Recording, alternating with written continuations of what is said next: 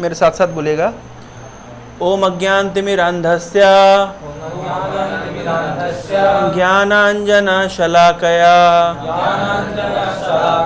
चक्षुरुन्मिलितं येन तस्मै श्रीगुरवे नमः। नमो विष्णुपादाय कृष्णपृष्ठाय भूतले श्रीमते भक्तिवेदांत स्वामिन् इति नामिने। नमस्ते सारस्वते देवे गौरवाणी प्रचारिणे निर्विशेष शून्यवादी पाश्चात्य देशतारिणे। जय श्री कृष्ण चैतन्य प्रभु नित्यानंद श्री अद्वैता गदाधर श्रीवासादि गौर भक्त वृंद। हरे कृष्णा कृष्ण कृष्ण हरे हरे हरे राम राम राम हरे हरे। हरे कृष्ण। मेरा आप लोगों से प्रश्न है, क्या हो गया? एक बहुत ही महत्वपूर्ण, एक व्यक्ति को आध्यात्मिक जीवन की आवश्यकता क्या है? Why is it important for one to understand the concept of spirituality? उसके बिना नहीं चलता क्या? चलता है, सबका चल रहा है। जो नहीं सुन रहे, नहीं आ रहे हैं, नहीं जानते हैं, तो क्या उनका जीवन नहीं चलता है? फिर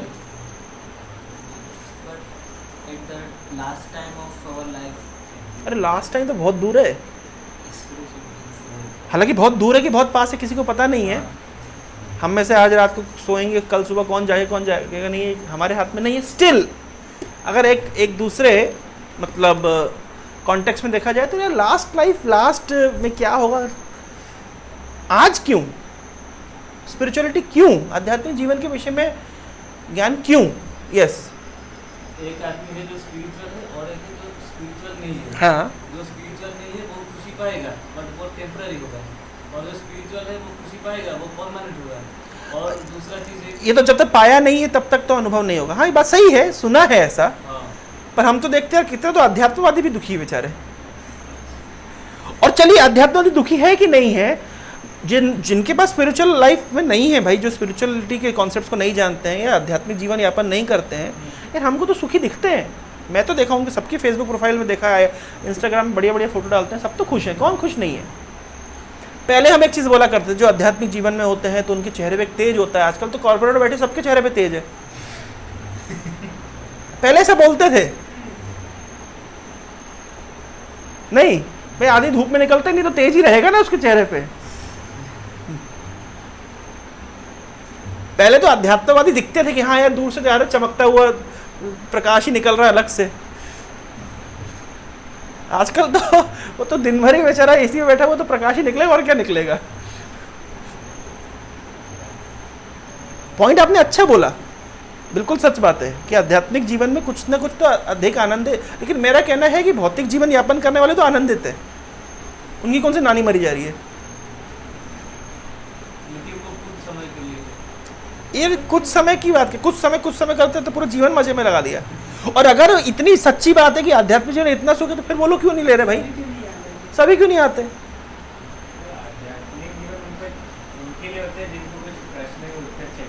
वाओ, थोड़ा पास में आ गए, सही बात है। आध्यात्मिक जीवन उनके लिए जिनके मन में कुछ जिज्ञासा है। इसका मतलब यह है कि जिज्ञासा एक्चुअली में कहा जाता है वेदांत सूत्र, उसका पहला सूत्र है अथा तो ब्रह्म जिज्ञासा। अतः तो मतलब अतः जब मनुष्य जीवन मिला है तो व्यक्ति जिज्ञासा करेगा। पशु जीवन में जिज्ञासा नहीं। पशु जीवन मतलब फ्लो के साथ चलना है, बाकी पशु जो कर रहे हैं वैसे ही करना है। तो जो मनुष्य फ्लो के साथ चला जा रहा है, पैदा हुए, बड़े, स्कूल गए, कॉलेज गए, नौकरी करी, शादी किए, बच्चे पैदा किए, बच्चों का जीवन चलाए, एक दिन मर गए, तो सभी ऐसा कर रहे हैं, सब फ्लो में चल रहे हैं, उसी दिशा में सब चल रहे हैं। और उन्होंने कभी पूरे जीवन में प्रश्न नहीं पूछा मेरे जीवन के अस्तित्व का लाभ क्या है, क्यों मैं हूं। तो क्योंकि उन्होंने प्रश्न नहीं पूछा, इसका मतलब यह कि उनका मनुष्य जीवन एक्चुअली में शुरू हुआ नहीं। चाणक्य बोलते हैं, चाणक्य पंडित एक अच्छी बात बोलते हैं कि मनुष्य रूपेण मृगा चरंती, मतलब मनुष्य के रूप में कौन जी रहा है, जानवर जी रहा है। बिल्कुल सही बात है। आध्यात्मिक जीवन डायरेक्टली क्वेश्चन, ये जिज्ञासाओं से संबंधित है कि जब जिज्ञासा शुरू होती है तब आध्यात्मिक जीवन शुरू होता है। और मनुष्य जीवन, वास्तव में मनुष्य जीवन तब शुरू होता है जब जिज्ञासा शुरू होती है। आध्यात्मिक जिज्ञासाएं जब होती है तब मनुष्य जीवन शुरू होता है। उससे पहले कौन सा जीवन था, पशु जीवन, क्योंकि पशु भी खाता है, मनुष्य भी खाता है। अब आप बोलो नहीं प्रभु जी मनुष्य तो पका के खाता है। अरे खाने का सुख जो रोड पे कुत्ते को मिल रहा है वही डाइनिंग टेबल पे बैठ के मनुष्य को मिल रहा है, भले वो कांटे चूरी से खाए। खाने का सुख सेम है। सोने का सुख जो कुत्ते को जो रोड पे सो के मिल रहा है, अभी हमारे यहाँ बैठे थे, पूरे सभा बैठी थी, 6-7 आराम से फैल के सो रहे हैं, हॉर्न दिए जा रहे, उठने का नाम नहीं ले रहे। तो मैं तो हॉर्न दिए, गाड़ी आगे बढ़ती, प्रभु कहते हैं कि उसके ऊपर चढ़ जाएगा, तो मैंने कहा उसका फिर कॉमन सेंस है। अब इतना हॉर्न देने पर भी और लाइट मारने पर भी, अपर डिपर चालू करने पर भी हिल नहीं रहा है, तो शहीद हो फिर भाई, हम क्या कर सकते हैं। बड़े आराम से सोए, कोई टेंशन ना, उनको असाइनमेंट लिखना है ना, उनको कोई होमवर्क करना है ना, उनको एग्जाम का प्रेशर है। आदमी को तो सोने के लिए मतलब भारी समस्या है। अभी तो चलो भारी समस्या नहीं भी हो तो बाद में तो है ही। कॉर्पोरेट लाइफ में तो बेचारे को सोने के लिए दवाइयाँ लेनी पड़ती है कि नहीं आदमी, लेकिन मतलब आदमी स्ट्रेस के साथ सोता है, लेकिन जानवर बढ़िया सोचता है। तो सोने में तो जानवर को ज्यादा सुख है। तो आदमी भी भोजन करता है, जानवर भी भोजन करता है, आदमी भी सोता है, जानवर भी सोता है। आदमी के भी अपने सुख सुविधाएं हैं, अपने मौज हैं, अपने तरीके से वो मौज करता है, जानवर भी करता है। तो आदमी और जानवर में क्या अंतर है एक सेंस में? भाई ऐसा कौन सा काम आपको जानवर से भिन्न बनाता है? हमारे पास एक ऐसा कॉन्शियसनेस है कि हमें पता है कि ये चीज गलत है, ये चीज सही है। जानवर को भी पता है प्रभु, बिल्ली नहीं आएगी अभी इस रूम में, पता है उसको, भले ही मैं 4 लीटर दूध रख दूं, उसे पता है अभी गलत है, अभी आऊंगी तो पकड़ी जाऊंगी। इंटेलिजेंस जानवर के पास भी है। कुछ दिन पहले एक वीडियो देखी थी मैंने एक वीडियो से कलेक्शन बना के रखा है, अब समय समय पे दिखाना पड़ेगा। एक पूरा अब खोजना पड़ेगा, एक्चुअली हमने किसी को टास्क दिया था उसको अपलोड करने का हमारे यूट्यूब में, उसने किया नहीं, तो अब हमको खोज के लगाना पड़ेगा। चलने दीजिए तक आ रहा है। एक वीडियो बहुत पहले मैंने देखी थी कि एक पंछी अंधा था, बिल्ली उसके पास अटैक करने के लिए पहुंची, लेकिन देखा कि अंधा तो छोड़ दी। देखा था आप लोगों ने वीडियो? तो बिल्ली का भी इतना विवेक है, मैं दिखाऊंगा वो वीडियो, मिल जाएगा तो आपको दिखाता हूँ। करंट मार रहा है यार, क्या हो रहा है? कोई नहीं। तो बिल्ली का भी अपना इतना विवेक है। जानवर में विवेक होता है भाई। तो बुद्धि तो जानवर में भी है। फिर मनुष्य जानवर में क्या अंतर रह गया? बुद्धि जानवर और मनुष्य में दोनों में है, लेकिन मनुष्य अपनी बुद्धि अगर वहीं पे खटाएगा जहां जानवर खटाता है तो फिर क्या फायदा? जानवर सुबह उठ के सबसे पहले क्या सोचता है? खाना कहाँ मिलेगा। आदमी क्या सोचता है? आदमी क्या सोचता है? मान लीजिए अभी आपकी जॉब लग गई, अब बैंगलोर में पहुंच गए कि हैदराबाद पहुंच गए कि बंबई पहुंच गए, सुबह उठ के क्या करोगे सबसे पहले? आज का टारगेट क्या है? क्या टारगेट? किस तरह का टारगेट? कंपनी का टारगेट। कंपनी का टारगेट मतलब किसके लिए? कंपनी, हमारे लिए। कंपनी के टारगेट से क्या मिलेगा? पैसे से क्या मिलेगा? खाना। बताओ अंतर।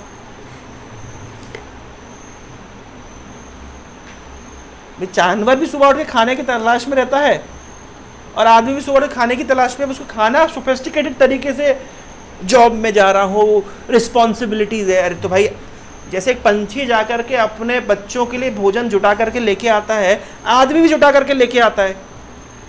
तो आदमी और पंछी में क्या अंतर रह गया? अब ये मत क्वेश्चन लगे प्रभु जी नहीं करें क्या? अरे मैं इधर थोड़ी ना बोलो नहीं करें कि करें, मैं तो पहले अंतर पूछ रहा हूं आप लोगों से। भाई दिन सुबह के समय आदमी निकल जाता है काम पे कि परिवार का पालन पोषण करेगा, पंछी भी निकल जाता है काम पे कि परिवार का पालन पोषण करेगा। आदमी मकान बनाता है तो उसके लिए रेत ईंटा गिट्टी जुटाता है कि पैसा जुटाता है, पंछी भी अपना मकान बनाता है तो घास घास का तिनका जुटाता है। मुझे आता है अंतर कहाँ है?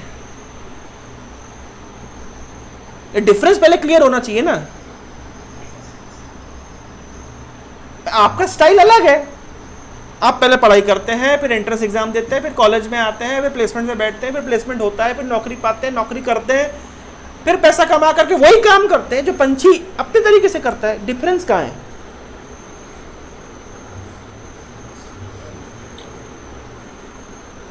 मैं डिस्करेज नहीं कर रहा हूं कि ऐसा मत सोचिएगा कि अब, लेकिन पहले फैक्ट समझिए ना भाई। आध्यात्मिक जीवन तो यहां से शुरू होता है कि पहले फैक्ट समझना पड़ेगा। ये जिज्ञासु बनना पड़ेगा। जिज्ञासु देखो, जो जिज्ञासु नहीं है तो वो भी जी रहा है, हम भी जी रहे हैं। अंतर ये है, हम पर्पस खोज रहे हैं। पर्पस पहले तो पर्पस खोज रहे हैं, फिर पर्पस मिल जाए तो पर्पस पे चल रहे हैं। लेकिन जो हमारा पर्पस क्यों हमको अलग बनाता है? क्योंकि हमारा पशु की तरह पर्पस नहीं है।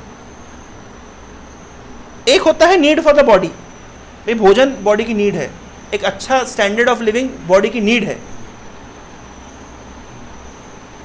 और वो हमें मेंटेन करना पड़ेगा, और हम मेंटेन करते हैं। कोई भी मनुष्य, चाहे वो साधारण जीवन शैली जी रहा हो कि साधुओं की तरह रह रहा हो। साधुओं के पास क्या नहीं है? कार में घूमते हैं, फ्लाइट पे चढ़ते हैं, मैकबुक यूज करते हैं, आईफोन में वीडियो बनाते हैं। तो साधुओं के पास क्या नहीं है? मुझे लगता है ज्यादा है साधुओं के पास। प्रैक्टिकली देखा जाए तो साधु लोग का जीवन शैली ज्यादा अच्छा है। किसका? आप लोगों के लिए?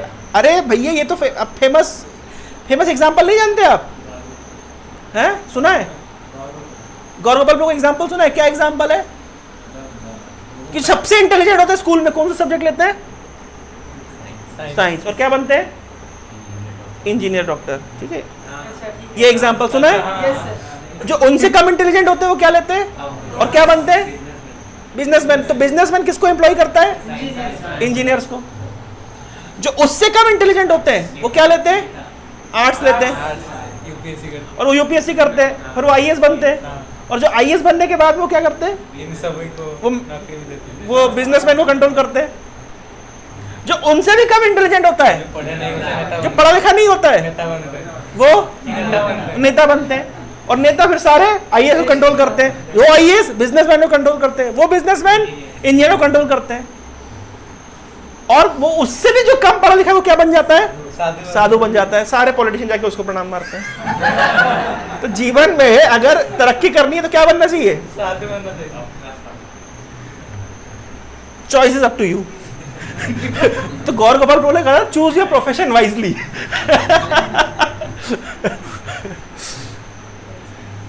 मनुष्य वही कार्य कर रहा है जो पशु कर रहा है।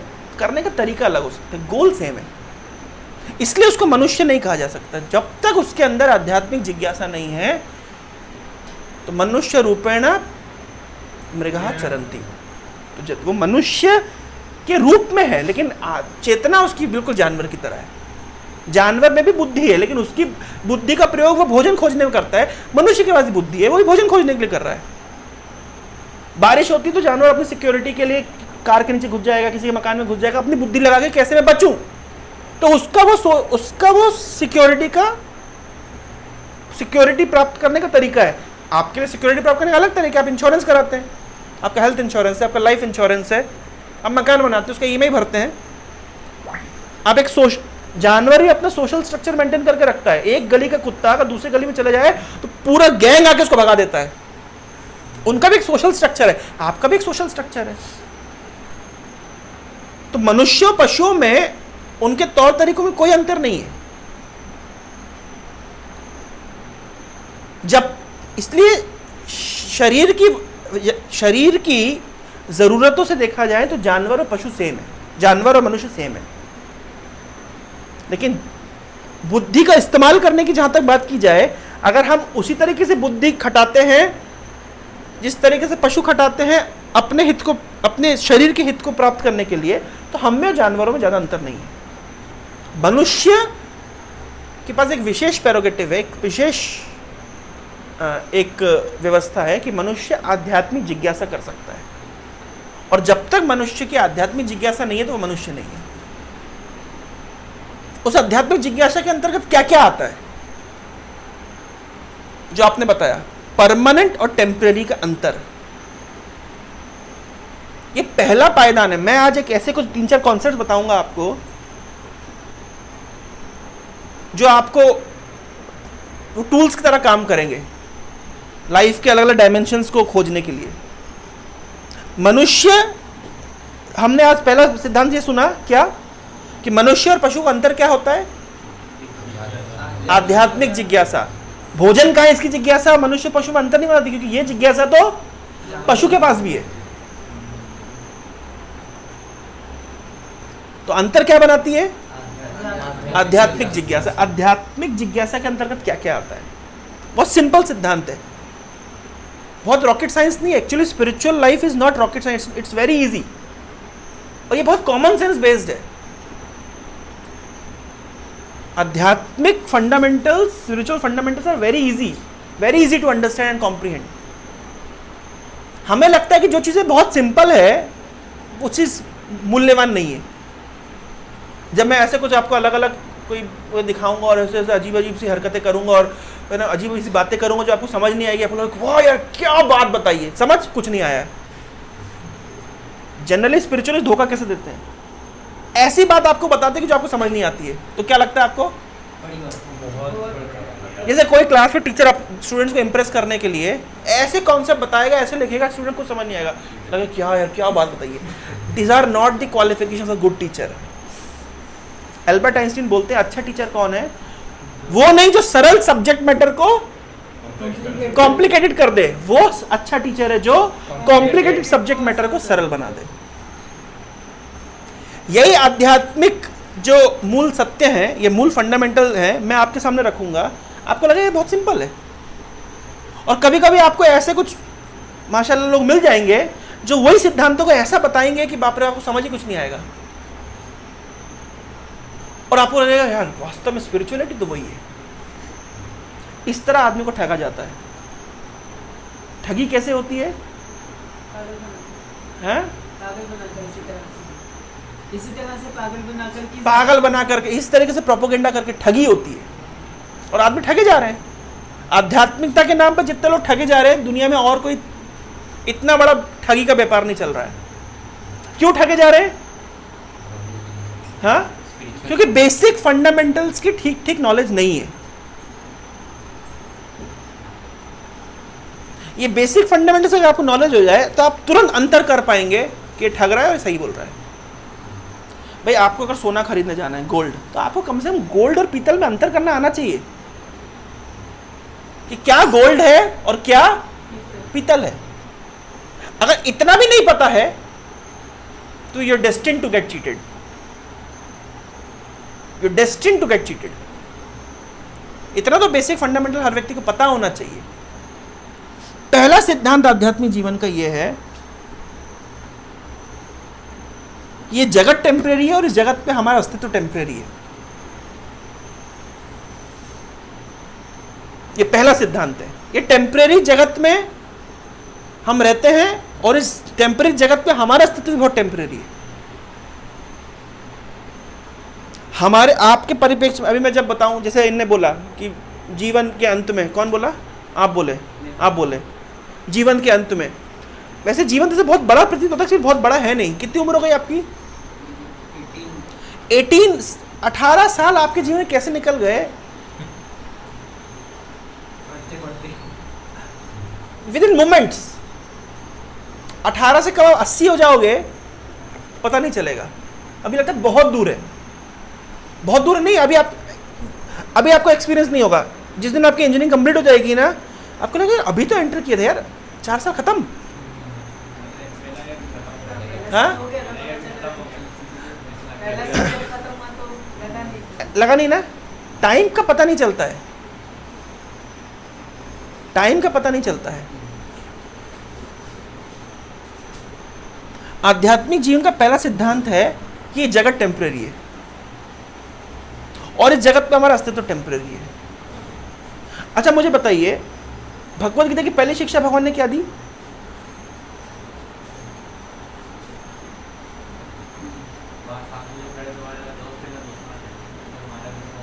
फिर क्या है?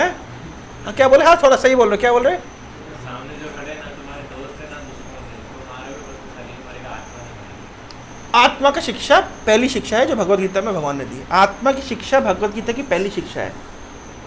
ध्यान रखिए, आत्मा का विज्ञान जो भगवत गीता की पहली शिक्षा है, ये ABCD है स्पिरिचुअल लाइफ की। ये PhD नहीं है, ये क्या है? ABCD है। आत्मा की जो शिक्षा भगवान ने भगवत गीता में प्रस्तुत करी है, ये मात्र ABCD है। मान लीजिए कभी कभी ऐसा होता है, मुझे पता नहीं, जैसे आप लोग 2-4 क्लास आ जाएंगे तो आपकी नेचुरली एक इंक्विजिटिवनेस बढ़ जाएगी आध्यात्मिक जीवन को समझ, फिर अब यूट्यूब में अलग अलग स्पिरिचुअलिस्ट को स्क्रॉल करेंगे। ये होता है और ये होना भी चाहिए भाई। जैसे हम एक नए परिप्रेक्ष्य में एंटर कर रहे हैं, एक नए सब्जेक्ट मैटर में एंटर कर रहे हैं, ये भी एक सब्जेक्ट है ना, तो उस सब्जेक्ट की डेप्थ, कोई भी व्यक्ति, जब कोई बुद्धिमान व्यक्ति क्या करता है, किसी सब्जेक्ट की डेप्थ में पढ़ाई करता है ताकि उसका knowledge content at least above average हो। तो मैं आपको कुछ बताऊंगा तो आपके मन में यार लगेगा प्रभु जी ये बात बताई है, दूसरे लोगों का इस पर क्या मत है, दूसरे अध्यात्मवादियों का इस पर क्या मत है, दूसरे ग्रंथों का इस पर क्या मत है। नेचर से बुद्धिमान व्यक्ति इस प्रकार से खोजता है, रिसर्च करता है। ये नहीं कि बता, यही अंतर होता है ब्लाइंड फेथ और रीजनेबल फेथ में। हम नहीं बोल रहे कि ब्लाइंड फेथ रखो, कभी नहीं रखो। भगवत गीता में ब्लाइंड फेथ मत रखो, इस्कॉन वालों बिल्कुल ब्लाइंड फेथ मत रखना, हमने खाने में क्या मिला दिया आपको पता भी नहीं है।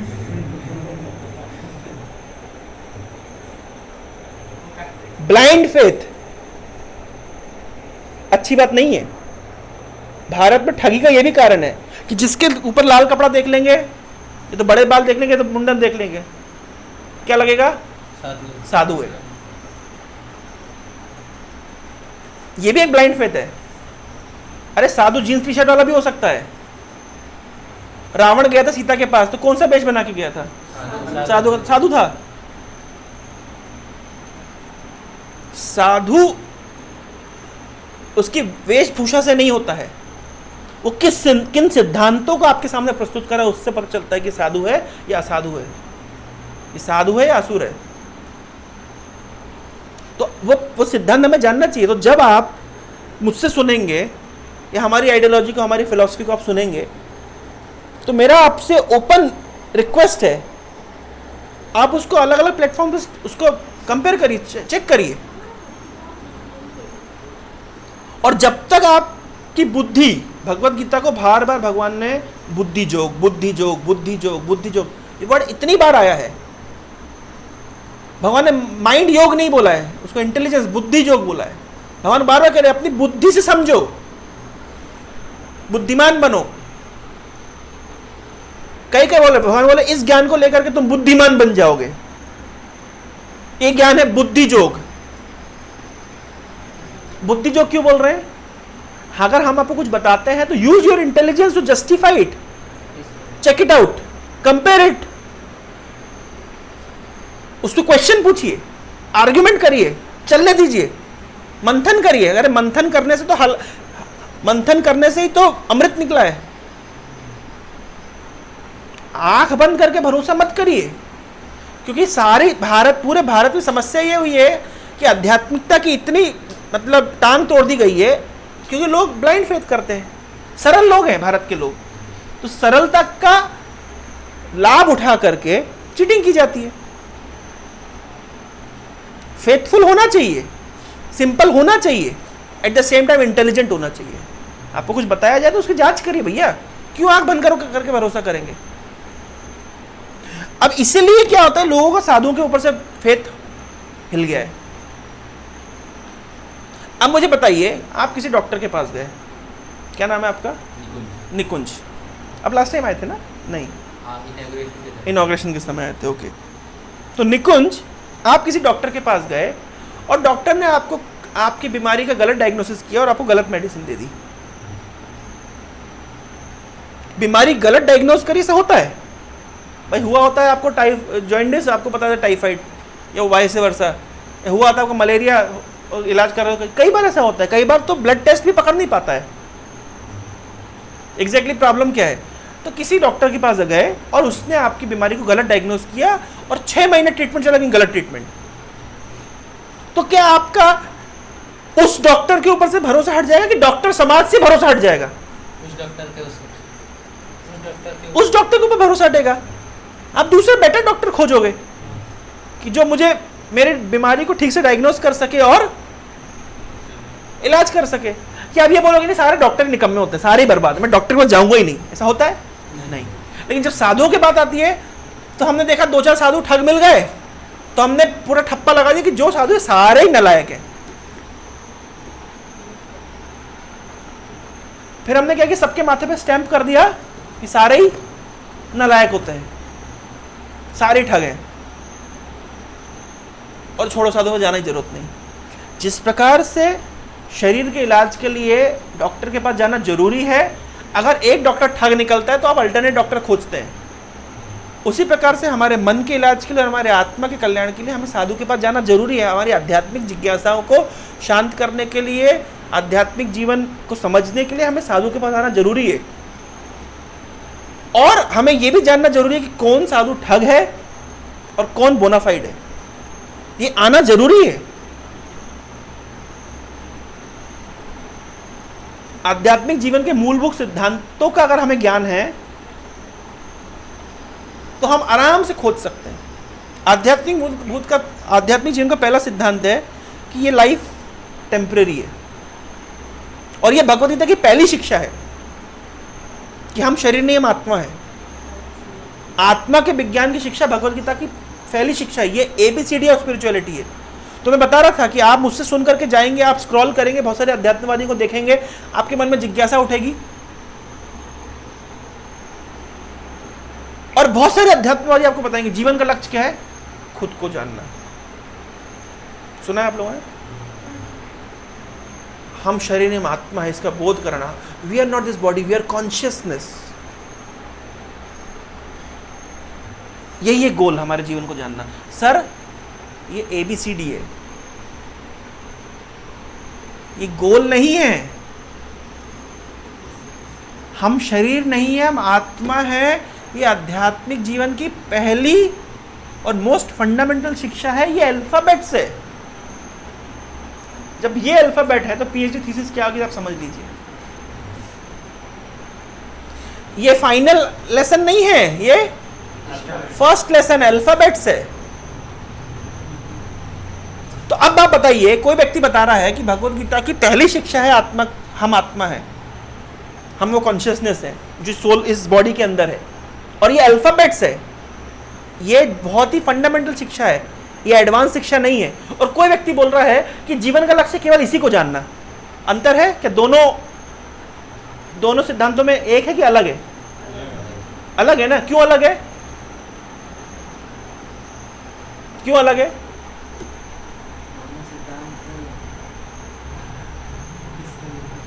जो हमारी लाइफ की बिगनिंग है उसको डेस्टिनेशन बनाना है। भाई जो व्यक्ति कह रहा है, एक व्यक्ति कह रहा है कि understanding of soul is the basics of spirituality, और एक व्यक्ति बोल रहा है कि understanding of soul is final conclusion. बस ये हो गया तो खत्म।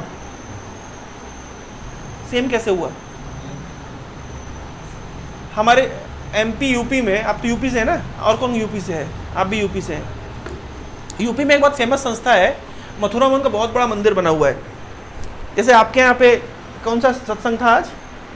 ठाकुर अनुकूल जय गुरु है ना, तो वहाँ पे भी ऐसे गुरुदेव, बहुत अच्छी संस्था है जय गुरुदेव, उनको जैसे जय गुरु बोलते हैं, वहाँ पे जय गुरुदेव है, सुना है नाम? यूपी में, लखनऊ में है ना। उनके जो ये थे, मतलब क्या कहते हैं, जो फाउंडर थे या जो भी थे, वो कम से कम 120 साल जिए हैं। 120। हाँ, इंदिरा गांधी ने उनको जेल में भी डाला था एक समय, जब इमरजेंसी के समय। नहीं, फिर वही बता रहा हूँ। आप कहाँ से हैं? उड़ीसा। ओडिशा से है ना, इसलिए आप नहीं जानते, ये यूपी वाले जानते होंगे। नहीं जानते, बहुत अभी पुराना हो गया, मतलब 10 साल पहले। और एक एक करके यूजर का लिखा था इंदिरा के पे आके का पेज पे लोग 120 हाँ, तो ये उनका नाम है जय गुरुदेव, और वो उनका नारा है शाकाहारी बनो, उनका नारा है शाकाहारी बनो। तो रोड रोड पे जगह जगह पे उन लोगों ने लिख के रखा है। यूपी में ज़्यादा है, एमपी में तो कम है, यूपी में ज़्यादा है। अब तो खैर कम हो गया, क्योंकि जब से उनका देहांत हुआ है 10 साल से ऊपर हो गया। मेरा एक बार सौभाग्य हुआ था उनको देखने के लिए। मैं उज्जैन में पढ़ाई करता था, तो वहाँ पे एक बार वो जा रहे थे वहाँ से, तो हमारे एक मित्र था उनसे कनेक्टेड, तो वो उनको लेकर के जा रहे थे। तो मैं उस समय उनको ऐसे बहुत साल पहले 2011 में उनको मैं देखा था, तो उसके बाद उनकी मृत्यु हो गई। तो वो जहाँ भी प्रवचन करेंगे, मतलब वहाँ पे जहाँ पे भी लिखेंगे, उनका नारा है शाकाहारी बनो। ये बहुत अच्छी बात है, मैं इसमें मतलब समर्थन में, भाई शाकाहारी बनना चाहिए, अच्छी बात है। लेकिन उनका पूरा पूरा फिलॉसफी का एंड है शाकाहारी बनो। अच्छा, इस्कॉन में आने से पहले दिन क्या बोलते हैं?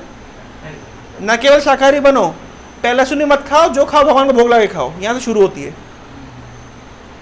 मैं जस्ट एक, समझ रहे, भगवत गीता में आप पढ़ेंगे, मैं आगे आऊंगा, प्रकृति के 3 गुण होते हैं, तमोगुण, रजोगुण और सतोगुण। सुना है शब्द? सुना है, पर क्या होता है इसको पता नहीं है ना।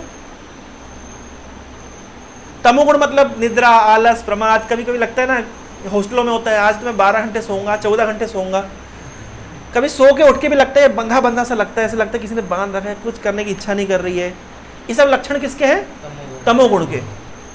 कोई व्यक्ति डिप्रेशन में चला जाता है, एंजाइटी में चला जाता है, स्ट्रेस में चला जाता है, फिर ओवर स्ट्रेस होता है, सुसाइडल थॉट्स आते हैं। ये सब तमोगुण की मात्रा बढ़ने से व्यक्ति के अंदर इस प्रकार के विचार आते हैं। उसका कोई बस नहीं चलता।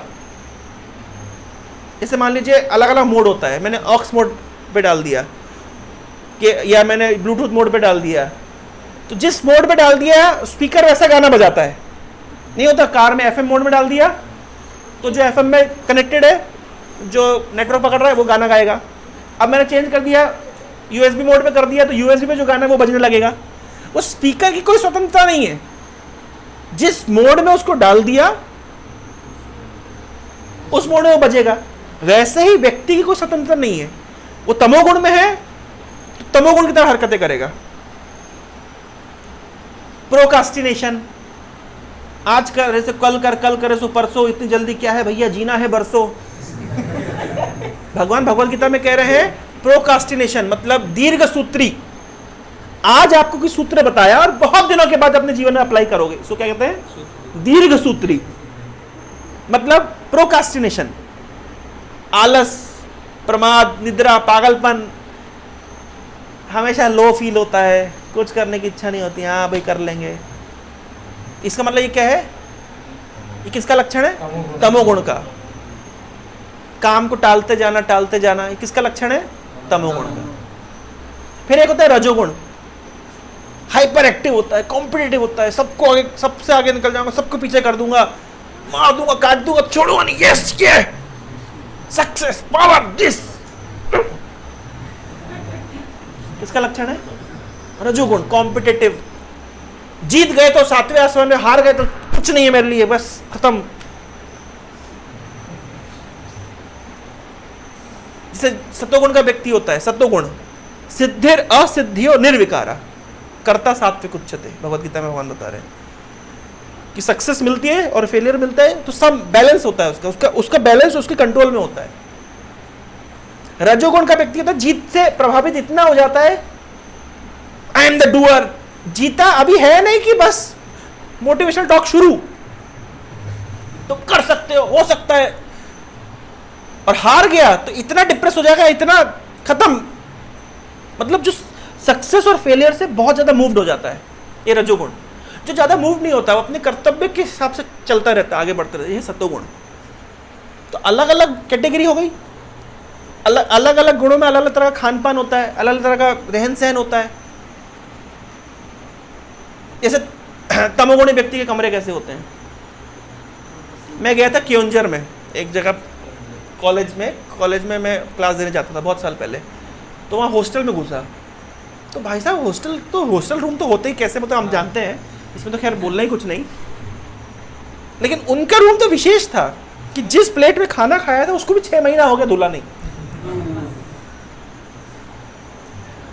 होता है ना इस तरह। तो वही तमोगुण मतलब पूरे रूम की हालत बाप रे बाप, और है ना, और इतनी गंदगी है, बेड झड़े नहीं है, वही कचरे फेंके हुए हैं, बॉटलें खुली पड़ी हुई है। मतलब अब क्या व्याख्या करें, तो आप लोग तो खैर अब हॉस्टल में रहते, क्या व्याख्या करनी इसकी? किसका लक्षण है ये? तमोगुण का लक्षण है। सत्वगुणी व्यक्ति कम से ऑर्गेनाइज्ड होता है। भाई आप खुद सोचिए, तमोगुणी या रजोगुणी व्यक्ति हमेशा उसको एंड टाइम पे उसको काम याद आते हैं, ये नहीं मिल रहा, वो नहीं मिल रहा, मिलेगा कैसे भाई? घुसते उसने शर्ट इधर फेंकी है, पैंट उधर फेंकी है, चड्डी उधर फेंकी है। मैं वो केंजल में गया तो उसके अलमारी के पीछे में ऐसे उसकी चंडी टंगी हुई है। मैंने कहा यार ये यहाँ कैसे पहुंची? भारी उसने लगा करके भेजा होगा। क्या टेक्निक है? Highly disorganised. हाँ, एंट्रोपी हाई है। हाँ, तो हाईली, लेकिन सत्वगुणी व्यक्ति थोड़ा ऑर्गेनाइज होता है भाई, उसकी किताबें ठीक स्थान पे हो। शिला प्रभुपाद जी, अब देखिए, अच्छा मुझे बताइए, जीवन में सफल व्यक्ति कौन से गुणों में होते हैं? हम कहते हैं पैशनेट होना चाहिए। आप कोई भी सफल व्यक्ति की बायोग्राफी पढ़िए, उनका जीवन शैली देखिए। मोदी जी को देखिए, उनके चलने का स्टाइल देखा आपने?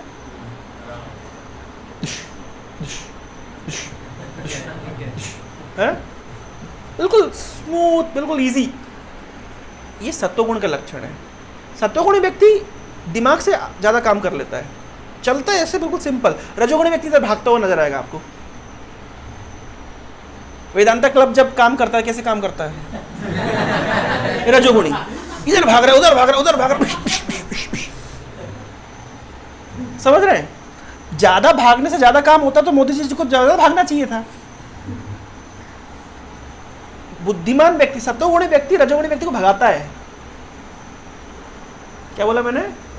सत्वगुणी व्यक्ति रजोगुणी व्यक्ति को भगा कर काम करा लेता है, क्रेडिट उसका हो जाता है सारा। कंपनी में आप देखिए ना, जो कंपनी के ओनर्स होते हैं वो आराम से अपने ऑफिस में बैठेंगे, छुट्टियों में जाएंगे।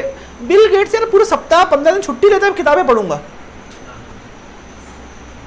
सेम आप स्टीव जॉब्स की बायोग्राफीज पढ़िए, आराम से उनके पास इतना टाइम होता है पढ़ने के लिए, अपने आप को अपग्रेड करने के लिए। क्यों? क्योंकि उन्हें पता है कि कुछ रजोगुणी पागल होंगे जो बीटेक करके आएंगे, हमारी कंपनी में एंट्री लेंगे, उनको दौड़ाएंगे, उनको खटाएंगे ना। क्योंकि उनके कॉन्सेप्ट क्या है कि ज्यादा भागना है मतलब ज्यादा सफलता। रजोगुणी व्यक्ति इतना पागल होता है कि वो भागता रहेगा, दौड़ता रहेगा, उसको लगता है I am busy, I am busy, I am workaholic, I am workaholic, I am working hard. Time नहीं है उसके पास, क्यों? I am working hard. उसको लगता है यही जीवन है यार, मैं इतना काम करता हूं। सी कॉर्पोरेट लाइफ में कभी कभी क्या होता है, जैसे आप एंट्री मारेंगे ना तो कुछ 2-4 पागल आपको मिलेंगे। कॉलेज में भी होगा, वो टीचर के आगे पीछे, yes sir assignment, sir homework, sir आपने कहा था। टीचर को याद नहीं आया कि मैंने असाइनमेंट मांगा था, वो नालायक बताएगा सर आपने असाइनमेंट मांगा था, क्यों? ये करके आया है। दूसरे को इंप्रेस करने की, ज्यादा इंप्रेस करेंगे। आप लोग सोचिए यार, हम लोग यार सिंपल जीवन, क्या आराम सरल, ये इंप्रेस कर रहा है बॉस को। रजोगुणी व्यक्ति के लक्षण बता रहा हूं, ज्यादा दौड़ भाग करके दूसरे को इंप्रेस करेंगे। लेकिन सत्वगुणी व्यक्ति क्या होता है? वो स्मूथ काम, दिमाग से काम करते और आगे बढ़ते जाता है। तो सक्सेसफुल व्यक्ति, आप रतन टाटा को देखिए, आप मोदी जी को देखिए, आप स्टीव जॉब्स को पढ़िए, आप एपीजे अब्दुल कलाम को देखिए। इनके चाल चलन, इनके बातचीत, इनके पास सफिशिएंट समय था ना पढ़ने के लिए। एपीजे अब्दुल कलाम इतने बड़े वैज्ञानिक हैं, वैज्ञानिक थे, पर उनके पास सफिशिएंट समय था अपने आप, अपनी नॉलेज को अपग्रेड करने का, सफिशिएंट समय था किताबें पढ़ने का। उन्होंने तो, उनका कोट है फेमस कोट कि आपके बेस्ट फ्रेंड्स आपकी गुड बुक्स है। तो आप बोलोगे उनको टाइम कैसे मिल गया? और जितना आप पूरे जीवन में अचीव करोगे वो उनके कंपैरिजन में 5% भी नहीं होगा जो उनने अचीव किया। तो कैसे कर लिया? ज्यादा दौड़ भाग करके? दिमाग से काम किया। दिमाग कब काम चालू होगा? जब सत्वगुण में होगा। सत्वात् संजायते ज्ञानम। रजोगुण का लक्षण है पैशन, का लक्षण है कॉम्पिटिटिव, दौड़ भाग, हाइपर एग्रेसिव, हाइपर एग्रेसिव होने से व्यक्ति सफल होता है, कहीं लिखा नहीं है। ये तो आप लोगों को बेवकूफ बनाया जा रहा है। फॉलो योर पैशन, दौड़ो भागो। क्यों? ये कॉर्पोरेट की चाल है आपको बेवकूफ बनाने के लिए कि आप दौड़ोगे भागोगे तो वो उनका काम बनेगा, और आप सोचोगे मैं बहुत वर्कaholic हूँ, कितना मेहनत करता हूँ। तो आप समझ रहे ना, ये इसलिए तो सत्वगुणी व्यक्ति बनना चाहिए। तो मैं बता रहा हूँ 3 प्रकार के गुण हो गए, रजोगुण, तमोगुण, सत्वगुण। मैं इसके ऊपर कभी डिटेल में चर्चा करूंगा, एक एक गुण के ऊपर बहुत विश्लेषण किया जा सकता है। लेकिन आध्यात्मिक जीवन सत्वगुण से ऊपर है। आध्यात्मिक जीवन का बेसिक पैरामीटर है कि आपको सत्वगुण में आना पड़ेगा, तब आध्यात्मिक ज्ञान घुसेगा अंदर। रजोगुण तमोगुण व्यक्ति तो वैसे कट ऑफ उसका क्लियर नहीं हुआ। आध्यात्मिक जीवन का मिनिमम कट ऑफ क्या है? सत्वगुण। इसके ऊपर आध्यात्मिक जीवन शुरू होता है। रजोगुण और तमोगुण तो कट ऑफ ही क्लियर नहीं हुआ। तो कम से कम अगर हम आध्यात्मिक जीवन के लिए स्ट्राइव करेंगे तो मिनिमम हमारा बेनिफिट है कि हम सत्वगुण में आ जाएंगे। कुछ हो या ना हो, आध्यात्मिक सत्य का बोध हो या ना हो, क्या बोलते एनलाइटनमेंट हो या ना हो, छोड़िए साइड में, कम से कम क्या होगा? सत्वगुण में आ जाएंगे, बुद्धिमान बन जाएंगे। तो लेकिन एक चीज मैं बता के मतलब आप लोग क्लियर कर दूं कि यद्यपि आध्यात्मिक जीवन का बेसिक प्लेटफॉर्म है सत्वगुण। सत्वगुण उस एयरपोर्ट की तरह है जहां आपको आध्यात्मिक जीवन की फ्लाइट पकड़ने के लिए पहले पहुंचना पड़ेगा। सत्वगुण उस रेलवे स्टेशन के प्लेटफॉर्म की तरह है जहां आपको आध्यात्मिक जीवन की ट्रेन पकड़ने के लिए पहले पहुंचना पड़ेगा। अब रजोगुण तमोगुण से डायरेक्टली आध्यात्मिक जीवन में प्रवेश नहीं कर सकते। मिनिमम प्लेटफॉर्म है सत्वगुण। तो इसका मतलब है कि अगर आध्यात्मिक जीवन को आप चेस करेंगे तो कम से कम सत्वगुण में पहुंच जाएंगे। लेकिन एट द सेम टाइम हमें यह भी पता होना चाहिए कि 2 प्रकार के मत आपको हमेशा मिलेंगे। आप हमारे पास अगर आएंगे तो हम आपको बताएंगे कि सत्वगुण गोल नहीं है, सत्वगुण तो मात्र एयरपोर्ट है, गोल तो कहीं और है। लेकिन कभी कभी आप ऐसे आध्यात्मिक संस्थाओं को और ऐसे अध्यात्मवादियों को मिलेंगे जो आपको ऐसी बातें बताएंगे जो आपको लगे बात तो बहुत अच्छी कर रहे हैं सर, लेकिन बात अच्छी कर रहे हैं लेकिन उनका गोल केवल सत्वगुण तक का है। जैसे कि ये शाकाहारी बनो, बात तो बहुत अच्छी है लेकिन गोल क्या रह गया? शाकाहारी बनो। कभी कभी कोई अध्यात्मवादियों को आप सुनेंगे तो हमें मन को नियंत्रित करना चाहिए, हमारे इमोशंस को बैलेंस करना चाहिए, हमें रिलेशनशिप में इस तरीके से रहना चाहिए, दूसरे इस तरह बात करना चाहिए, इस तरीके से बहुत प्रेम से बात होती है। नहीं सर, आपको फॉलो करेंगे कहाँ पहुंचेंगे? एयरपोर्ट पहुंचेंगे, फ्लाइट पकड़नी है, अंतर जानना चाहिए। मेडिटेट करो, लाइफस्टाइल को बदलो, खान पान को सुधारो, सब अच्छी चीज है। कहां तक के लिए? एयरपोर्ट। आप अभी हमारे पास आए, हम आपको क्या बताने वाले हैं? ये क्या है? एयरपोर्ट है, उसके बाद फ्लाइट भी है। तो डू नॉट गेट कंफ्यूज्ड, क्योंकि अभी हमारे पास इतना टाइम नहीं है कि आपको ये आप बताएं कि एयरपोर्ट पे कैसे पहुंचो। समझ रहे? मैं जब प्रेजेंटेशन देना शुरू करूंगा आपको कोर स्पिरिचुअल कॉन्सेप्ट्स के, तो मैं आपको ये नहीं बताऊंगा कि सर एयरपोर्ट कैसे पहुंचना है। ये मैं समझूंगा कि तो आपको पता है कि ओला करो और पहुंच जाओ। फ्लाइट पकड़ करके आगे क्या करना है उसका ज्ञान मैं आपको दूंगा। लेकिन आप फिर कंफ्यूज मत होइएगा, लेकिन तो वो तो वो बात बता रहे, वो तो बता रहे, वो तो ऑलरेडी हो गया। इसीलिए भगवान ने भगवद गीता की पहली शिक्षा ABCD देके छोड़ दिया कि तुम करते रहो भाई, आगे आओ भाई। हम शरीर में आत्मा है, आत्मा का विज्ञान ही ABCD है। जैसे मान लीजिए आप किसी कोचिंग में जाते हैं, आप 4 दिन लेट पहुंचे। मान लीजिए आपने कोई गया कोटा, आप में से कोई कोटा वाला है यहाँ पे? नहीं है? चंडीगढ़ जाके ली? अच्छा, वेरी गुड, चंडीगढ़। तो चंडीगढ़ जाके आपने कोचिंग ली। मान लीजिए आप 2 दिन कोचिंग में लेट पहुंचते हैं, तो आपके लिए टीचर क्या करता है? बैकलॉग क्लासेस लेता है, नहीं तो बोलता है कि वीडियो देख लेना, वीडियो लेक्चर चला देता है, आप देख के भैया आ जाना वापस से क्लास में। मतलब आप जब आध्यात्मिक क्लास में हो तो ये पहले समझ के हो कि हम शरीर नहीं आत्मा है। ये गोल नहीं है, इसके बाद तो चीजें शुरू होंगी। ये डिफरेंस करना आना चाहिए। समझ रहे हैं? हम शरीर नियम आत्मा है, इसको क्या, इसका सिद्धांत कैसे समझें? अरे भाई, तो ये तो समझ, ये तो कॉमन सेंस है। डेड बॉडी को देखा है, क्या देखा है उसमें? कॉन्शियसनेस नहीं है, उसमें चेतना नहीं है, वो मरा हुआ है। मतलब ना वो बोल रहा है, ना वो सुन रहा है, ना वो चल रहा है। अब मुझे बात बताइए, अभी बोल रहा था, अभी नहीं बोल रहा, अभी चल रहा था, अभी नहीं चल रहा, अभी हंस रहा था, अभी हंस नहीं रहा है, तो आश्चर्य होता है ना यार, अभी सब कुछ कर रहा था, अभी नहीं कर रहा है। क्या हो गया उसके अंदर? ऐसा क्या हो गया? क्या हो गया? सोल चली गई, सोल पास्ड अवे, सोल चली गई। कहां चली गई? कहां गई? छोड़िए, चली गई ना, यहां से तो चली गई ना। अगर आपको लगता है कि नहीं नहीं सोल वोल कुछ नहीं गई है, ये तो इसके ऑर्गन, मल्टीपल ऑर्गन फेलियर हो गए, तो भाई मल्टीपल ऑर्गन रिप्लेस कर दो and bring that body back to life. Is it possible? No. You replace the multiple organs and bring that body back to life. It is not possible. अगर आपको लगता है body is nothing या life is nothing but the combination of chemicals, you inject any amount of chemical to the dead body and bring that dead body back to life. Is it possible? No. It is not possible. And therefore we accept this, understand, we have this basic understanding, the soul passed away. The body is still lying there, the person has passed away. You cannot see soul, can you? No. You cannot see electric current, can you? No, but you can feel it, its effect.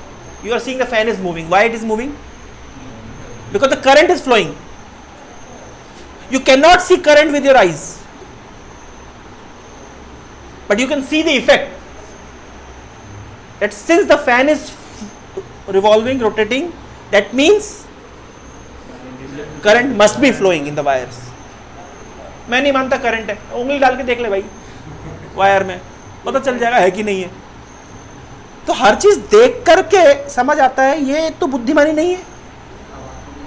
हवा को भी देख सकते, feel कर सकते हैं। तो आत्मा को देखा नहीं जाता है, लेकिन आत्मा का अस्तित्व को उसके कॉज एंड इफेक्ट से समझा जाता है।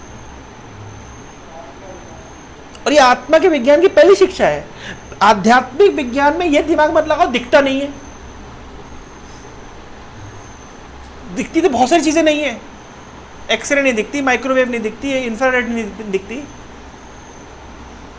होती है 20 हर्ट्ज से 20 किलोहर्ट्ज सुनाई देता है, उसके पहले का नहीं देता सुनाई, उसके बाद का सुनाई नहीं देता, क्या नहीं है? विबियो रेंज में देख सकते हो, उसके अलावा नहीं देख सकते, क्या नहीं है? अरे देखने पे कितना भरोसा। पृथ्वीराज चौहान को देखा? पृथ्वीराज चौहान थे, क्या प्रमाण? देखा नहीं।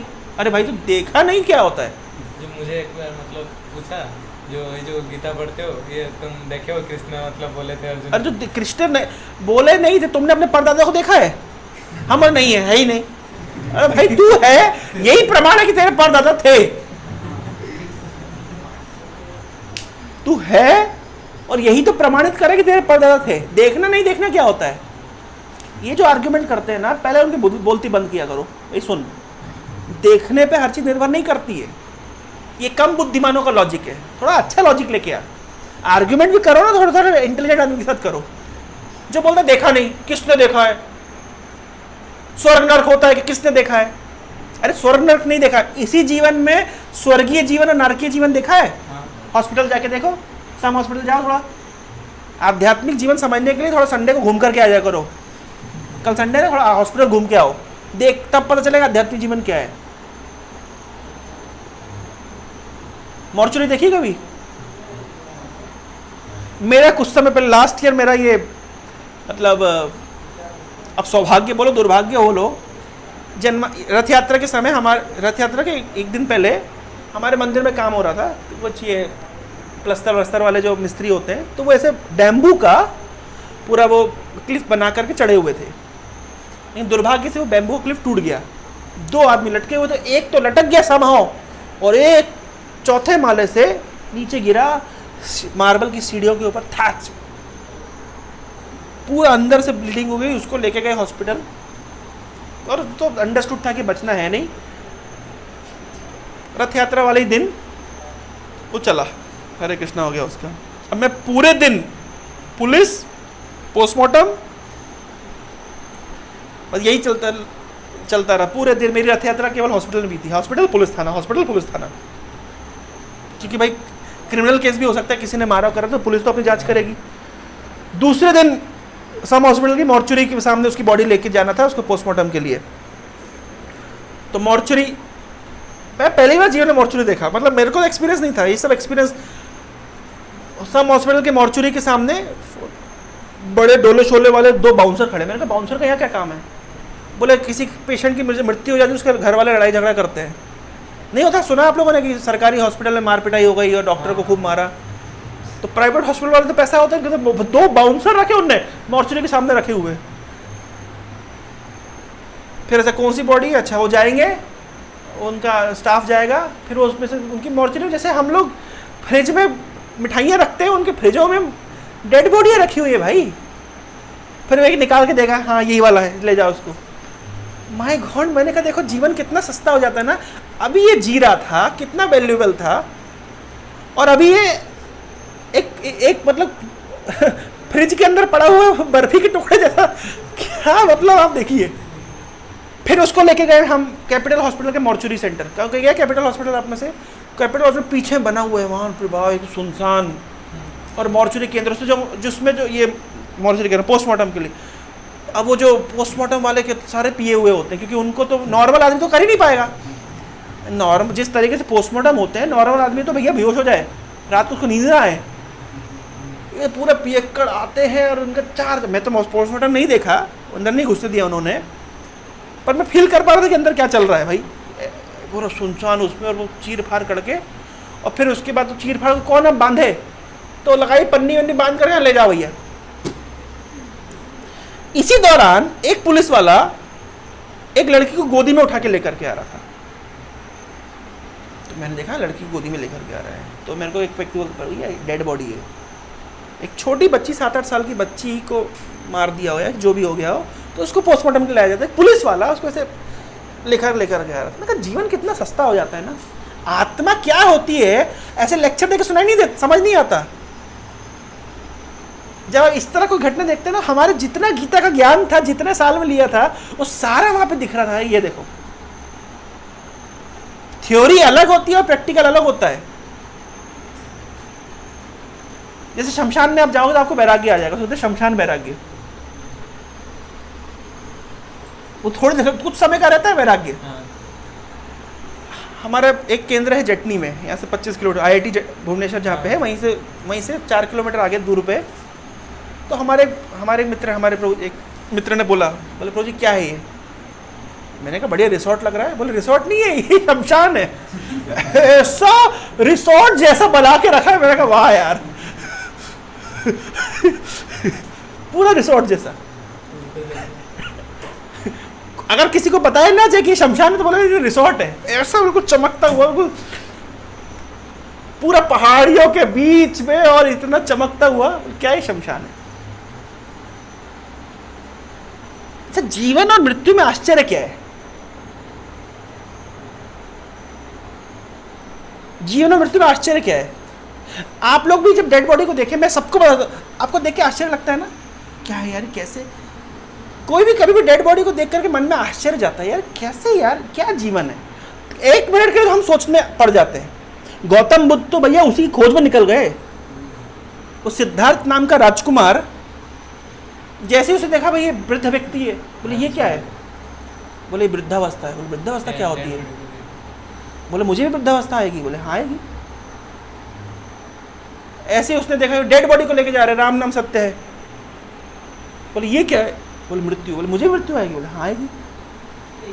ये फंडामेंटल क्वेश्चंस की खोज में वो निकल पड़े।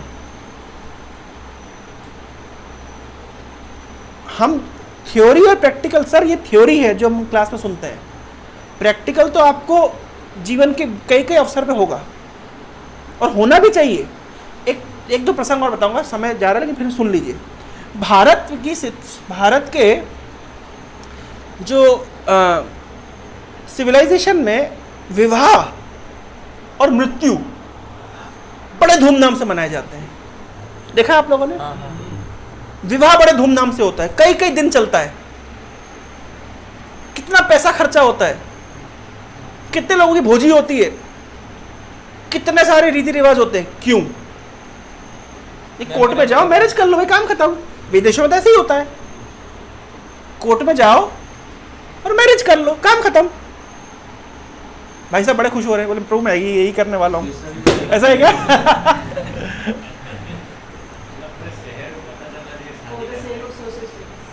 भैया शहर को पता चलना चाहिए कि भैया इधर के लड़के के बाप ने, लड़के के बाप ने जीवन की कमाई इनके विवाह में खर्च किया है। अगर घर में कोई अनबन हो जाए, ऊंच नीच हो जाए तो सहन कर लेना। अग्नि को साक्षी मान के, भक्तों वैष्णवों को साक्षी मान करके, ब्राह्मणों को साक्षी मान करके, परिवार के लोगों को साक्षी मान करके, इतने रीति रिवाज के साथ में देवताओं का आवाहन करके, ईश्वर का आवाहन करके विवाह कराया जाता है, इस उद्देश्य से कि भाई कि जीवन अब भगवान की कृपा से दंपति मतलब पति पत्नी हो गए हो, अब चलो। और सुख और दुख तो आएगा, हानि लाभ होगी, जय पराजय होगा, अनबन होगी। किचन के अंदर बर्तन पड़े रहते हैं, बर्तन में जीवन नहीं है, उनमें भी अनबन होती है, खटखट होती है, होती है। तो भाई जब मरे हुए बर्तनों में खटपट हो सकती है तो जीवित व्यक्तियों में क्यों नहीं होगी? तो इसका अर्थ क्या है कि आज सुबह खटपट और शाम को फिनिश्ड, डाइवोर्स। तो पहले जमाने में ये सिद्धांत जानते हैं कि आज मन को कुछ अच्छा लगा, शाम तक अच्छा नहीं लगा तो क्या डाइवोर्स हो जाएगा? Breakup, patchup, breakup, patchup. तो पहले जमाने में विवाह के ऊपर इतना वो आडंबर नहीं है, इतने रीति रिवाज, इतना खान पान इतना है, जस्ट इसलिए है कि आप उसकी महत्ता को समझें कि हम एक कमिटमेंट ले रहे हैं। प्रधानमंत्री अगर शपथ लेते हैं तो पूरा देश, पूरी दुनिया देखती है, करोड़ों रुपए उस कार्यक्रम, उस समारोह में खर्च किए जाते हैं। क्यों? वो शपथ घर पे जाके ले लो। वो शपथ समारोह इतना भव्य बनाया जाता है कि आपका कमिटमेंट है कुछ, अब आप देश के प्रति आपके कुछ कर्तव्य है, आप कमिटमेंट ले रहे हो। उसी प्रकार से विवाह का एक कमिटमेंट है, इसलिए धूमधाम से मनाया जाता है। लेकिन अब पाश्चात्य व्यवस्था में क्या हो गया है? अब कोर्ट में मैरिज कर लो, कोर्ट में डाइवोर्स कर लो, काम खत्म। तो ये अब समझ रहे सिविलाइजेशन में अंतर। उसी तरीके से भारत में मृत्यु कैसे मनाया जाता है, विदेशों में मृत्यु कैसे होती है? विदेशों में हॉस्पिटल में आदमी मरा, हॉस्पिटल में ही अगर क्रिमेटोरियम, हिंदूज के लिए अगर क्रिमेटोरियम उसको जलाना होगा, तो जलाने की व्यवस्था नहीं है, तो क्या करेंगे? उनके हॉस्पिटल में ही वो मशीनें होती हैं, इलेक्ट्रिक शॉक डालते हैं, वहां से भस्म होता है, वो भस्म घर ले जाओ, नहीं तो टॉयलेट में फ्लश करके काम खत्म। नदियों में भारत में कोई मर जाए तो बाप रे बाप, मरा तो मरा, जो जिंदा है वो भी बेचारा परेशान हो जाता है। कितने तो रीति रिवाज उसको निभाने पड़ते हैं, पूरे शहर को पता चल जाता है कि भाई मर गया। अच्छा क्यों इतना तामझाम, क्यों मृत्यु पे ये पब्लिसिटी? क्यों ये मृत्यु की पब्लिसिटी की जाती है कि सर सत्य ये नहीं है, सत्य ये है। क्या? ये सत्य नहीं है, जीवन सत्य नहीं है, मृत्यु सत्य है, और आप भूल गए हैं, इसलिए पब्लिसिटी देखो, जरा देखो, मृत्यु आएगी आएगी। ये पब्लिसिटी करने के पीछे लॉजिक है भाई, एक सिविलाइजेशन के पीछे लॉजिक है कि नहीं तो हम तो मृत्यु को भूले हुए रहते हैं। पर इतनी पब्लिसिटी देखकर कि हमको भी याद दिलाया जाता है कि सर ये जीवन परमानेंट नहीं है, एक दिन छोड़ना पड़ेगा। और केवल ये शरीर नहीं छोड़ना पड़ेगा, इस शरीर के साथ साथ जो जो इकट्ठा किया है आपने, आपका बैंक बैलेंस, आपका स्काईस्क्रैपर बिल्डिंग, आपके रिश्ते नाते, आपकी डिग्रियां, आपको सब कुछ छोड़ के एक दिन गुड बाय टाटा बोल के जाना पड़ेगा, दैट टू विदाउट नोटिस। ये आपको याद दिलाने की इतनी व्यवस्था की गई है। तो मुझे बताओ, मृत्यु आश्चर्य है कि जीवन आश्चर्य है? हम जब मृत्यु को देखते हैं तो हमें बड़ा आश्चर्य लगता है कि कैसे मर गया यार, कैसे, अभी तो बोला था, बोल नहीं रहा। सर शास्त्र बताते हैं जीवन आश्चर्य है। कबीरदास जी का नाम सुना है? एक बहुत महान, यूपी वाले जानते होंगे, उड़ीसा वाले नहीं जानते होंगे। तो महान एक लेखक, एक है एनसीईआरटी बुक्स में था। एनसीईआरटी बुक्स में थे, हिंदी के केस में। कबीरदास जी ने बड़े अच्छे एनालॉजी दी है, क्यों जीवन आश्चर्य है और मृत्यु आश्चर्य नहीं है। ये शरीर है, इस शरीर में कितने द्वार है? 9 द्वार है, 9 ओपनिंग्स है। कौन कौन सी ओपनिंग्स है? 1 2 3 4 5 6 7 8 और 9। इस बॉडी में 9 होल्स हैं, 9 ओपनिंग्स हैं। और अंदर जो आत्मा रह रही है उसकी तुलना करेंगे एक पंछी के साथ। 9 द्वार का पिंजरा है और सारे पिंजरे खुले हुए हैं, पिंजरे के सारे दरवाजे खुले हुए हैं। एक पिंजरा है, एक केज है, उसमें 9 दरवाजे हैं और 9 के 9 दरवाजे खुले हुए हैं। अब मुझे बताओ आश्चर्य क्या है? पंछी उसमें रह रहा है ये आश्चर्य, कि पंछी उससे उड़ गया ये आश्चर्य? पंछी रह रहा है वही आश्चर्य। कैसे रह रहा है? कैसे रह रहा है भाई? आश्चर्य क्या है? उड़ गया आश्चर्य नहीं है कैसे रह कि भाई 9 पिंजरे, 9 दरवाजे खुले पिंजरे में पंछी उड़ गया, इसमें क्या आश्चर्य है? अरे रह रहा है ये आश्चर्य। तो बताओ जीवन और मृत्यु में ज्यादा आश्चर्य क्या है? भगवत गीता में भगवान कह रहे हैं मृत्यु लोक है, मृत्यु लोक में आप लोग जी रहे हैं, आश्चर्य नहीं है? कितना बड़ा आश्चर्य के साथ हम जी रहे हैं। एक भुवनेश्वर का व्यापारी था, लकड़ी का व्यापार था उसका। तो अब उम्र हो गई, तो उसने अपने व्यापार को अपने बच्चों को सौंप दिया कि देखो मेरी तो उम्र हो गई है, अब तुम लोग व्यापार संभालो। तो बच्चे संभालने लगे। लेकिन ये बड़ा हुआ आदमी जीवन भर व्यापार किया है, तो इसका तो भजन साधन में मन लगता नहीं। तो वो बीच बीच में हस्ताक्षेप करे बच्चों को, ऐसा नहीं ऐसा करो, ऐसा नहीं, अरे उसको क्यों माल दे दिया, अरे उससे क्यों नहीं लिया, अरे इतनी उधारी क्यों कर ली, बार बार हस्ताक्षेप करे। किसको हस्ताक्षेप पसंद है भाई? किसी को नहीं। बच्चे परेशान हो रहे, यार पिताजी, यार यद्यपि पिताजी ने हमको बिजनेस का भार सौंप दिया, लेकिन फिर भी इन्होंने बिजनेस से आसक्ति नहीं छोड़ी, अभी माला पकड़ के हरे कृष्ण नहीं कर रहे हैं। तो पिताजी को तो यार मतलब पिताजी के कल्याण के लिए इनको तीर्थ यात्रा करानी चाहिए। तो ले गए तीर्थ यात्रा पे, तो विभिन्न तीर्थों में इनको भ्रमण कराया। वृंदावन ले गए, मथुरा ले गए, द्वारिका ले गए, उधर पे बद्रीनाथ केदारनाथ दर्शन करा कर के यूपी पहुंचे। यूपी पहुंचे तो प्रयाग में स्नान कराया, बिंदु माता का दर्शन कराया। अब वाराणसी पहुंचे तो काशी विश्वनाथ का दर्शन कराने के बाद में और गंगा जी के तट पे ले गए। और जैसे ही गंगा जी के तट पे पिताजी ने देखा, क्या देखा? वहाँ पे है ना पूरा अग्नि जलती रहती है, लाशों को जलाया जाता है। तो पिताजी जैसे ही देखा तो उनकी आंखों में आंसू आ गए। तो बच्चे लोग समझे हमारे पिताजी को तीर्थ यात्रा कराना सफल हो गया, कि अब तो पिताजी के हृदय में वैराग्य उत्पन्न हो गया। तो वापस चले भुवनेश्वर की ओर, ट्रेन में बैठे। तो बच्चों ने पिताजी से पूछा, पिताजी कैसी लगी आपको तीर्थ यात्रा? तो पिताजी तो काफ़ी भावुक थे ही, बोले तुम लोगों ने आज मेरी आंखें खोल दी। आंखें खोल दी। बोले मुझे जीवन की हकीकत का पता चल गया है और मैं कितनी बड़ी गलती कर रहा था इसका भी मुझे बोध हो गया है। पिताजी ऐसा क्यों लग रहा है आपको? अब बच्चे एक्सपेक्ट कर रहे थे कि पिताजी बोलेंगे जीवन में कितनी बड़ी गलती करी, भगवान का भजन नहीं किया, एक दिन तो संसार को छोड़ के जाना ही है। पिताजी क्या गलती करी आपने? बोले मैंने लकड़ी का व्यापार भुवनेश्वर में किया, वाराणसी में किया होता तो आज में कहा होता।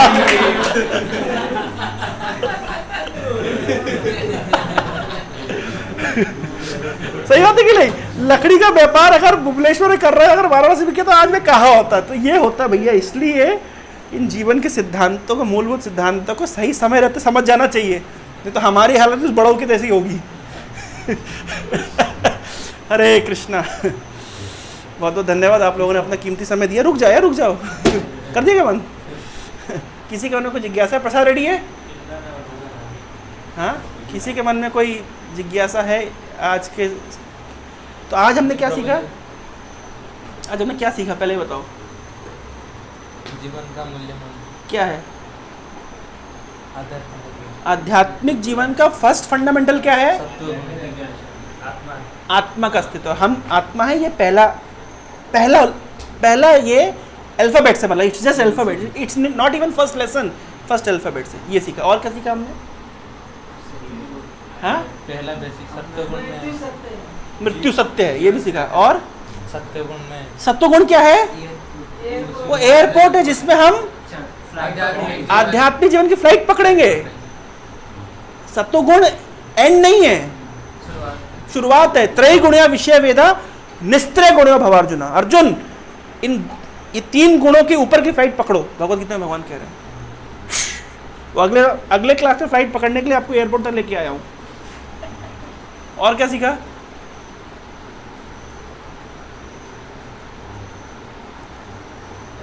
सर, जीवन आश्चर्य है, इसमें मृत्यु आश्चर्य नहीं। हाँ, मृत्यु आश्चर्य नहीं है, जीवन आश्चर्य है। और क्या एनालॉजी दी? पिंजरे, 9 द्वार वाला पिंजरा है पंछी जिससे पंछी रह रहा है, ये आश्चर्य है। पंछी उड़ गए, ये आश्चर्य नहीं है। और हैं? समय रहते समझ जाओ भैया, नहीं तो बुढ़ाओ की तरह। यस, कुछ कह रहे थे तुम? जी। Yes. तो जी ये जो हमारा मतलब सत्य गुण, ये मतलब प्लेटफॉर्म है, और आध्यात्मिक जीवन is just like the train, and इसमें बैठने के लिए टिकट कहाँ से मिलेगा? हैं? टिकट है फेथ, श्रद्धा। श्रद्धा ही तो टिकट है। जितनी मात्रा में टिकट होगी, जितनी मात्रा में श्रद्धा होगी, उतनी मात्रा में आध्यात्मिक जीवन में विकास करोगे। परंतु श्रद्धा ब्लाइंड फोल्डेड नहीं होनी चाहिए, मेरा ये कहना था। ब्लाइंड फोल्डेड मतलब ये आध्यात्मिक सिद्धांतों को, जैसे मैंने आज एक सिद्धांत आपको बताया, मैं और 2-4 सिद्धांत बताऊंगा। बेसिकली 2-4 सिद्धांत जो समझ जाता है उसको स्पिरिचुअल लाइफ बहुत स्मूथली चलती है, समझ आती है। जैसे आत्मा होती है, समझ गए हम, आत्मा ही समझ गए हम, ये संसार टेम्पररी, ये भी हम समझ गए। फिर दूसरा सिद्धांत है कि ईश्वर का अस्तित्व है, और भारत में हर व्यक्ति मानता है कि ईश्वर का अस्तित्व है। भारत का कल्चर देखिए कितना रिच है। हमारे यहाँ तो चाय की दुकान भी होगी तो वही, वो बीड़ी भी हो तो गणेश बीड़ी है, श्री कृष्ण मधुशाला। भारत में देवी देवता होते हैं, ईश्वर होते, कृष्ण भगवान है, ये समझना कोई बहुत कॉम्प्लिकेटेड नहीं है। लेकिन हमारा कितना कॉन्सेप्ट है कि सिंपल, मैं उस दिन एग्जांपल दिया था क्या, जैसे मान लीजिए अगर हमारा किसी नॉर्मल किताब को भी पैर लग जाए, न्यूज़पेपर को भी पैर लग जाए, हम क्या करते हैं? भगवान का नाम प्रणाम करते हैं। कुछ समय पहले मैं एक यूरोप के ग्रुप ऑफ स्टूडेंट्स आए थे हमारे मंदिर में, तो मैं उनको क्लास दे रहा था। तो वो थोड़ा आध्यात्मिक में इंटरेस्ट है, कितने इंटरेस्ट है पता नहीं। उनमें से एक बच्चा था और मेरे सामने बैठा हुआ था वो, अब बिल्कुल उसने पैर सामने कर लिए। जैसे अब हमारे भारत में एक इतना तो आइडियोलॉजी हमको पता है कि भाई टीचर के सामने बैठते हैं तो उनको पैर दिखा के नहीं बैठते हैं, ये तो बेसिक पता है। उनको नहीं पता बेचारों को, तो बिल्कुल ऐसे पैर करके, एक तो हाफ सीधा ऊपर इतना सा, मतलब मिनी स्कर्ट से भी छोटा, और ऐसे बिल्कुल पैर लगा के सीधे मेरे सामने। अब मेरे को बड़ा ऑकवर्ड लगे कि हमारे आइडिया नहीं, लेकिन एनीवे अब तो, पर हम समझते हैं कि वो इस बैकग्राउंड से हैं कि उनको ये सब नहीं पता है। चलो ये तो एक दूसरा लड़का, उसके पैर में खुजली हुई, उसके पास एक छोटी सी बाइबल की कॉपी थी, उसने निकाली बाइबल और खुजली करने लगा। मैंने कहा भाई मतलब धार्मिक ग्रंथ तो छोड़ो, अगर हमारे कोई नॉर्मल न्यूज़पेपर को भी पैर लग जाए तो हम उसको प्रणाम करते हैं, ये भाई साहब बाइबल निकाल के खुजली कर रहा है। तो उसमें उनका कोई दोष नहीं है, क्योंकि कल्चर नहीं है, उनकी संस्कृति में सब नहीं है। तो श्रील प्रभुपाद जी जब अमेरिका गए तो उन्होंने केवल ज्ञान नहीं दिया, उन्होंने कल्चर दिया। एक होता है लेक्चर, एक होता है कल्चर। तो लेक्चर देना बहुत इजी होता है, लेकिन कल्चर दे दिया ना, वो तो धोती कुर्ता पहनाना सिखा दिया उनको।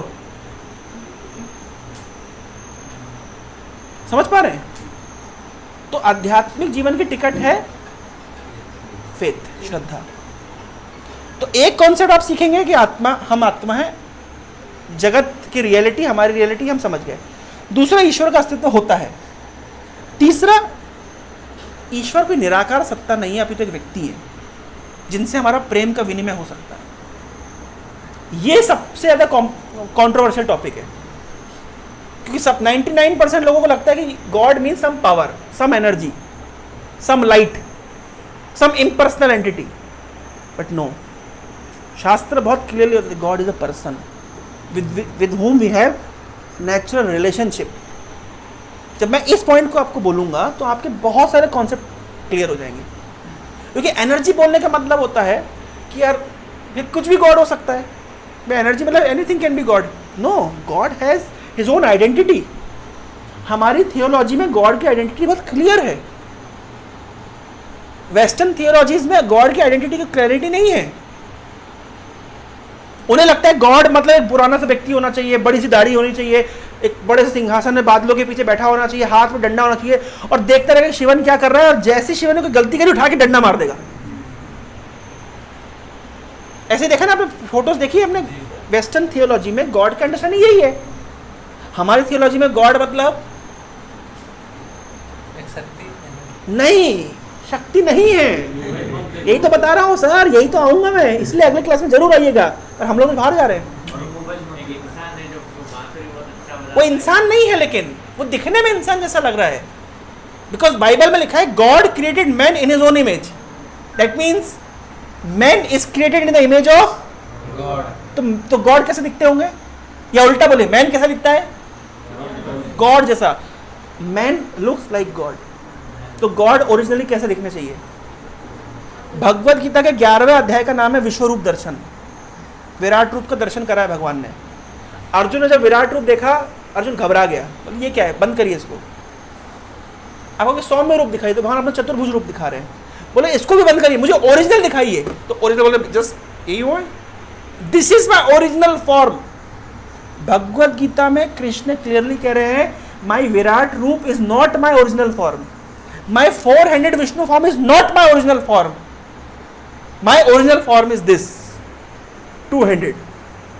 और यही चीज बाइबल में लिखी गई है, God created man in his own image. He looks like human being, does not mean he is a human being. He looks like, अरे नहीं, जो जिनकी इच्छा मात्र सृष्टि स्थिति प्रलय हो जाता है, जिन्होंने अपने मुख में पूरे ब्रह्मांड का दर्शन करा दिया, आप क्या इमेजिन कर रहे हैं? वो दिख रहे हैं छोटे से बच्चे, लेकिन he is beyond the dimensions of time and space. Entire Cosmos is resting upon him, but he looks like just like a human being. तो ये कॉन्सेप्ट घुसता नहीं। क्यों नहीं घुसता है? हम कॉम्प्रिहेंड नहीं कर पाते हैं कि यार एक छोटा सा बच्चा 2 हाथ है जिसके बांसुरी बजा रहा है, और पूरे एक ब्रह्मांड नहीं, अनंत कोटि ब्रह्मांड, millions and millions of universes are dependent upon this person. How is it possible? ये बुद्धि काम करना बंद कर देती है। इसलिए हमको लगता है गॉड मतलब कुछ इम्पर्सनल शक्ति होंगे। गॉड इज नॉट शक्ति, गॉड इज शक्तिमान व्यक्ति। शक्तिमान व्यक्ति, शक्ति और शक्तिमान में कंट्रोल्ड कौन है, कंट्रोलर कौन है? शक्ति कंट्रोल्ड है और कंट्रोलर है। तो गॉड मीन्स कंट्रोलर, कंट्रोलर है, कंट्रोल्ड कंट्रोलर, कंट्रोलर। तो गॉड क्या होना चाहिए? शक्तिमान व्यक्ति, ना कि शक्ति। इतने से एग्जाम्पल समझ सकते हैं ना। 99% अध्यात्मवादी क्या बोलेंगे? शक्ति है। क्यों बोलेंगे? क्योंकि छोटे से भेजे में बात नहीं घुसती है कि भगवान एक व्यक्ति कैसे हो सकते हैं। और अगर व्यक्ति नहीं तो प्रेम किससे करोगे भाई? शक्ति से कैसे प्रेम होगा भाई? शक्तिमान व्यक्ति से प्रेम होगा। और भगवद गीता तो पूरा आधारित है कि भगवान से प्रेम का विनिमय होना चाहिए। तो शक्ति से कैसे प्रेम होगा? क्या हवा में आई लव यू बोलोगे? अरे कोई प्रेम के लिए कोई व्यक्ति होना चाहिए ना। और ये भी मिसकंसेप्शन है कि भगवान का जन्म होता है, भगवान की मृत्यु होती है। भाई वो तो उनका जन्म और मृत्यु जो यथाकथित जो हमको देखते हैं वो लीला है। भगवान की मृत्यु नहीं होती पहली बात तो। और जो जन्म है वो जन्म लीला है। मुकेश अंबानी अगर शाम को कुत्ता घुमाता हुआ नजर आ जाए, या अपने गार्डन में पानी डाल नजर आए, तो आप उसको गार्डनर बोलोगे? उसको पास टाइम कर रहा है भाई, उसको मजा है। तो ये सब बेसिक कॉन्सेप्ट्स का बोध नहीं होने के कारण व्यक्ति भ्रमित हो जाता है। तो ये सब हम आगामी सेशंस में सुनेंगे, समझेंगे। अगले 2 सप्ताह शायद क्लास नहीं होगी, हम लोग बाहर जा रहे हैं, उसके बाद में क्लास होगी। लेकिन ये सब कॉन्सेप्ट्स के ऊपर मैंने अपने यूट्यूब चैनल पे सफिशिएंटली बोला हुआ है, तो आप लोग को अगर देखना तो आप उसको देख सकते हैं। ये सब कॉन्सेप्ट मैंने कवर किए हुए अलग अलग कॉलेजेस में। ठीक है, बहुत बहुत धन्यवाद आप लोगों के कीमती समय के लिए। हरे कृष्ण।